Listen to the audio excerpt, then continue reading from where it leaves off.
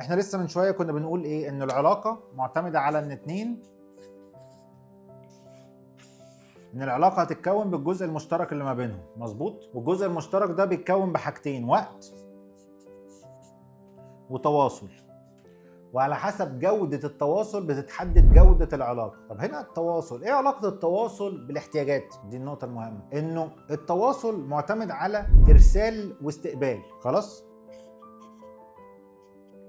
فده اللي احنا محتاجينه عشان يبقى فيه تواصل. ما هوش تواصل مش هيبقى اتجاه واحد، فاتجاه ارسال واتجاه استقبال. طب احنا بنتواصل مع بعض في ارسال واستقبال، نوع الارسال ونوع الاستقبال هو اللي بيحدد الجوده. فلو انت بترسل، بتدي للشخص انتباه، رعايه، اعجاب، مشاركه بالطريقه اللي هو ما بيحبهاش، يبقى جوده بالنسبه له ايه؟ سيئه بالنسبه له هو، رغم ان انت بتقدم احسن ما عندك، بس هو بالنسبه له دي بتضايقني. مثال: حد بالنسبه له الرعايه والانتباه بيتوفروا عن طريق ايه؟ عن طريق ان هو من وقت للتاني الشخص الاخر يسال عليه: انت فين؟ بتعمل ايه؟ اخبارك ايه؟ بس كده. هو ساعتها بيحس ان هو برعايه وبيحس بانتباه، فبالتالي بيبقى مبسوط. العكس بقى، الشخص التاني او واحد تاني بالنسبه له ان حد يساله كل شويه: انت اخبارك ايه؟ بتعمل ايه؟ انت فين؟ ان ده تدخل، ان ده تطفل، ان ده تحكم. فتخيلوا كده لو اتنين في علاقه مع بعض، واحد بالنسبه له انك تسال عليه من وقت للتاني بيعمل ايه؟ اخباره ايه؟ ده بالنسبه له اعجاب او